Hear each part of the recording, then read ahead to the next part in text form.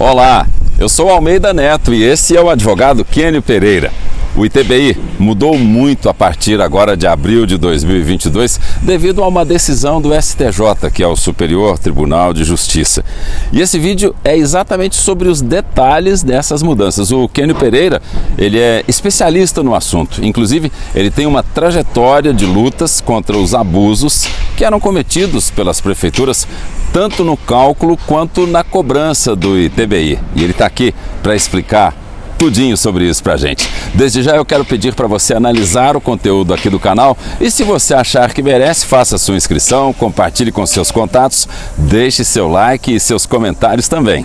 Ô Kênio, desde já eu te agradeço pela entrevista e gostaria de começar te perguntando, pedindo para você explicar para quem está nos assistindo as principais mudanças do STJ no ITBI e que devem agora ser seguidas por todos os municípios, bem como também pelos tribunais de justiça e os magistrados.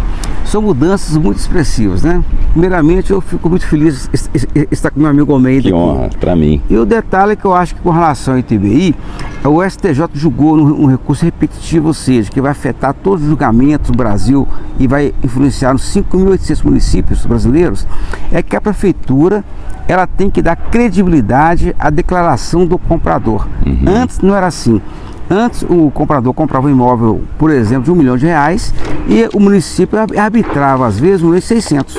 Então ele pagava aqueles 3% em cima de um valor muito além do que seria o correto. Então, ao invés de pagar 3%, R$30 mil de ITBI, pagava R$48 mil. O que acontece é que o STJ definiu que aquela tabela básica do ITBI é meramente referencial, ou seja, o município não pode arbitrar o ITBI de maneira prévia, como vem acontecendo durante décadas.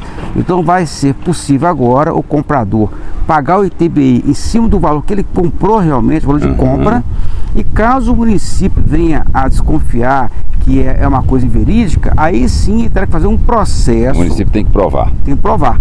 Então o ponto básico é que a boa-fé hoje prevalece do comprador. Sim. E antes o município já entendia que havia má-fé da declaração do comprador. É uma coisa que você sempre lutou contra, você sempre falou isso. Durante muitos anos falando que o preço de mercado é aquele que você realmente consegue comprar o apartamento. Pois é. Uma casa, um lote. Então é o preço de venda. E o valor venal, ele é subjetivo, porque o valor venal pressupõe o equilíbrio de interesse entre o comprador e o vendedor. Sim, mas aí eu tô querendo te perguntar uma outra coisa, desculpa te interromper, que é o seguinte: se a prefeitura abrir esse processo, a pessoa paga pelo valor que ela declarou ali naquele momento e depois, se ela perder o processo, ela paga o restante ou espera concluir o processo? Então, geralmente você vai pedir para concluir o processo, só que a prefeitura vai ficar muito inibida em fazer isso, porque são milhares de imóveis transacionados no dia a dia. E logicamente que o município vai procurar ser mais flexível na análise desses pedidos, ou no caso vai procurar evitar a abertura de processos desnecessários.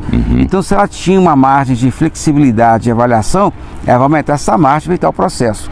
E um fato interessante, ela tem que provar, né, que há uma informação verídica do comprador, do vendedor, o que é difícil de acontecer. Certo. Agora, então o preço de venda vai prevalecer. Ok, agora uma estranha contradição, pelo menos na minha opinião, eu acho que do pessoal também, é que o valor do imóvel que consta na guia do IPTU, ele geralmente não é utilizado para o cálculo do pagamento do ITBI. Por que isso, hein? Isso é fácil explicar. O que acontece na prática é que o IPTU ele só pode ser mudado quando a aprovação de uma nova lei que muda o mapa de valores do município.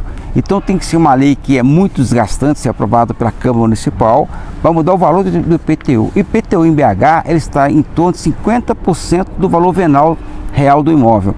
Então se o imóvel é vendido por R$1 milhão, pode conferir com a sua guia, deve estar em torno de 500 mil. Então, para alterar o valor do IPTU, só por lei aprovada pela Câmara Municipal. E, repito, é muito complexo. Já o ITBI não. O ITBI é baseado no valor de venda do imóvel, valor venal. Então, isso é muito mais dinâmico e não exige lei para que a prefeitura venha aplicar o percentual em cima do valor que foi declarado pelo comprador ou pelo vendedor. Então é por isso que existe aquela diferença entre o valor real do imóvel e o valor que consta na guia do IPTU, por causa dessas questões burocráticas, políticas aí. Com certeza, são lançamentos diferentes meios de apuração diferentes, e então o ITBI é mais dinâmico e vai refletir realmente o valor de venda do imóvel. Uhum. Uma outra coisa que eu queria te perguntar também é se o município ele pode revisar o valor do ITBI pago pelo comprador, mesmo depois que ele já tenha efetuado o pagamento, ou não pode? Isso é possível, o comprador declara o valor e o município lança a guia.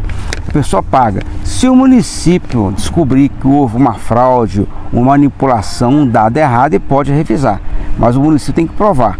Então o fato Mas só em caso de fraude, né? Não tem fraude. Essa de querer, aumentou o valor, nós estamos querendo cobrar mais. Se ele, quando o município emite a guia e o contribuinte paga, da quitação está encerrado o lançamento. Mas se houver uma falha em função do comprador ter induzido o município a erro, aí sim ele pode revisar.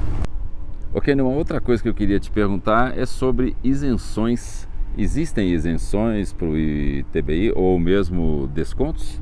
A isenção do ITBI não tem, a não ser com relação quando a pessoa venha comprar financiado, há uma redução da base de cálculo do ITBI. Então o imóvel financiado a pessoa paga um pouco menos do imposto. Mas assim, porque nos carros tem algumas isenções para determinadas pessoas com alguns problemas, por exemplo, de mobilidade, né?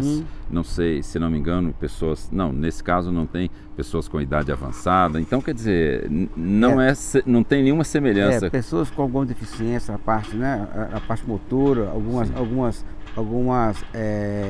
moléstias, né? Isso pode acontecer, uma redução do IPI no automóvel. Mas do ITBI não. Não tem jeito. Não tem. Eles já devem considerar que o valor é, para eles, né, simbólico, né, só 3%, né? Porque na prática tem redução taxista, às vezes, tem redução assim de 25% às vezes. No caso já no dos ITBI, carros, do carro. Já no ITBI é apenas 3% do valor do imóvel. Então o ITBI é um percentual muito menor do que é aplicado o imposto ao automóvel. Outra dúvida que alguém pode estar também é se a pessoa pode pagar com cartão. Você me desculpa se a pergunta for meio de resposta muito óbvia, mas... Não, o município não aceita, mas é possível aí o caso do parcelamento. A pessoa pode parcelar, só que enquanto não quitar o ITBI, a escritura fica suspensa. Então o cartório de notas só faz a escritura pública mediante pagamento integral do ITBI. Você falou nessa coisa do parcelamento, de demora. Eu estou pensando numa outra coisa aqui, uma outra pergunta que eu preparei, que é o seguinte: se a pessoa ela demorar a registrar o imóvel, a prefeitura ela tem direito de cobrar algum acréscimo, tipo uma atualização pelo ITBI do momento do registro?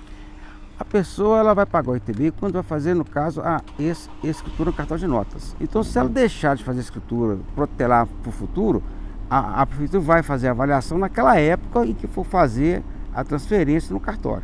Então, no caso, se a pessoa faz o pedido da guia hoje e fica 6 meses, por exemplo, sem fazer a escritura, vai ter sim uma correção em cima desse ITBI. Bacana, é mais ou menos isso aí que eu estava querendo saber, que eu estava querendo dizer. Outra que eu pensei também, eu ouço falar que quem está comprando um imóvel pela primeira vez tem um desconto no ITBI. É verdade isso? Não, aí tem um desconto, seria, Almeida, só coloca essa correta, mas com relação à escritura pública. Então a pessoa que vai comprar o imóvel financiado pela primeira vez, esse financiado, aí é um desconto no cartório de notas, não em relação ao ITBI. Sim.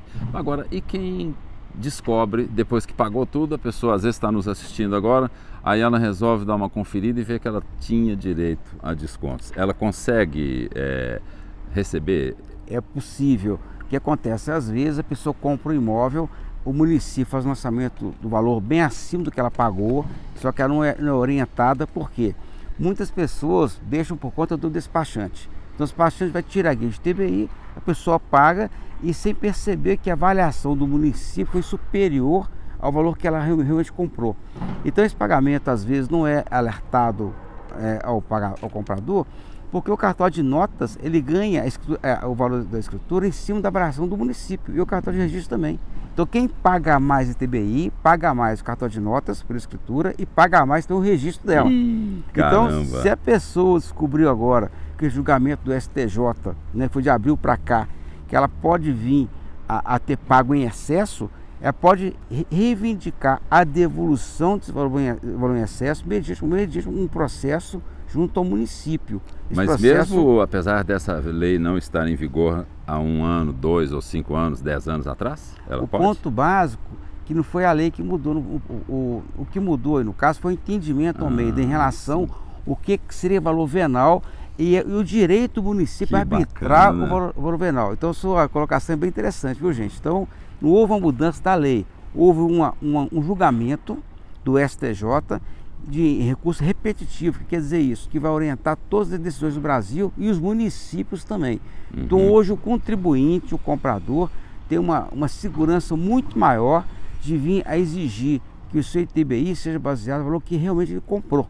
Então o valor venal vai ser o valor, a princípio, que ele comprou, e não aquele valor que era arbitrado de forma unilateral pelo município. Perfeito. Agora outra pergunta é o seguinte, quando a pessoa compra um imóvel financiado, ela só paga o ITBI quando quita o imóvel?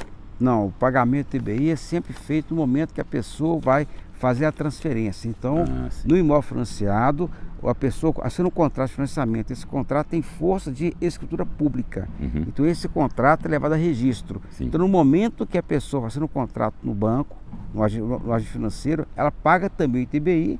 E com esse contrato em mãos, o ITBI quitado, que ela registra esse imóvel, o qual fica lá como garantia do banco. Sim. Então, todo imóvel financiado está registrado, só que tem uma garantia fiduciária, ou seja, o banco fica como proprietário, condicionante ao pagamento pontual das prestações pelo comprador. E quando o comprador quita esse financiamento, Almeida, o banco dá uma carta para liberar essa garantia. Okay. Então, esse imóvel é consolidado propriedade em nome do comprador após a quitação do valor integral do financiamento. Perfeito. Agora, hoje em dia, é muita criatividade que os golpistas têm. Então, eu estou pensando aqui, como são leis muito específicas e tudo, tem algum conselho que você dá para quem está nos assistindo aí, para a pessoa se prevenir, como que ela pode checar se ela está sendo cobrada corretamente, se ela não está caindo num golpe?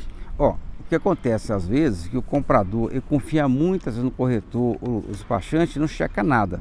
Então é importante que o comprador ele verifique a guia, o lançamento, a declaração, se quando vier a avaliação do município checar se foi dentro do que ele pagou realmente para o vendedor. E um fator interessante, o comprador, quando tem dúvida, se ele tiver um advogado especializado assessorando, é fator de segurança. Então nada de fazer pagamentos excessivos sem primeiramente verificar toda a documentação e o lançamento da guia de TBI. E caso a pessoa venha a se deparar com a guia de TBI muito alta, ela tendo um advogado para fazer o recurso, aumenta a chance de vitória para reduzir esse valor. Perfeito. Agora, o que acontece às vezes? A pessoa vê um lançamento exagerado do TBI e passa para os despachantes fazer o recurso, o que vai fracassar. Porque o recurso sendo feito de maneira precária ou de maneira amadora, ele vai ser repudiado pelo município. Então a consultoria jurídica é fator de redução de custos e gera uma economia, segurança jurídica no caso. Com certeza. Antes da gente ir para a finalização aí do nosso vídeo, a próxima pergunta, eu quero pedir ao pessoal que está nos assistindo, olha, dá uma vasculhada aqui no canal, analisa, vê se você gosta, se você achar que merece, faça a sua inscrição, deixe seu like, seus comentários e compartilhe também. Para terminar, Kênio, você que é um batalhador que eu já sei, eu conheço, admiro o seu trabalho, você que lutou muito para melhorar essas coisas e foi até meio que consultor de muita gente aí, de muitos parlamentares, que eu sei que foi, não precisa de você nem concordar não. Você está satisfeito com essas mudanças ou você acha que precisa de mudar ainda mais o ITBI? Nesse ponto eu estou satisfeito sim, porque realmente foi uma luta. Há mais de 20 anos que eu falo sobre isso, né? Que o município não pode arbitrar o valor. Faz palestras também, viu, gente? Ele fica aí nessa modéstia dele, mas o Kênio é um batalhador dessa causa, cara. Eu quero, inclusive, além de parabenizar, te agradecer enquanto cidadão, viu? Não, obrigado. Fico contente de poder contribuir com a população para vir a ter um pagamento de ITBI mais justo. É importante compreendermos, né, que o município tem o direito de tributar, mas ele não pode agir de forma arbitrária. E Belo Horizonte tem bons profissionais, né? A prefeitura realmente é muito organizada e, em geral, ela acerta nas avaliações. Mas um caso ou outro, né, pode haver alguma distorção que é necessário, então, uma orientação para o comprador de maneira que venha pagar menos ITBI e também menos custos com os cartórios. É fundamental compreendermos que qualquer redução nesse tipo de negócio é expressiva, porque o bem imóvel é o bem mais caro que nós temos na nossa vida. E logicamente que a gente fica contente com essa evolução da jurisprudência em prol do contribuinte, em prol da sociedade. Maravilha, Kênio. Muito obrigado a você que nos acompanhou até agora. Muito obrigado aqui ao Kênio. A gente pode fazer outros vídeos aí sobre as questões condominiais, por exemplo. Com certeza, vai ser um prazer. Eu estou lembrando aqui, quem está comprando um imóvel novo, a questão das cortinas de vidro, ok? Essa parte vamos de fazer varandas, outros, então? vamos fazer com certeza. Então, maravilha, gente. Até o próximo vídeo, viu? Muito obrado aí, valeu. Até mais, até logo. Obrigado, Kênio. Valeu. Tudo de bom.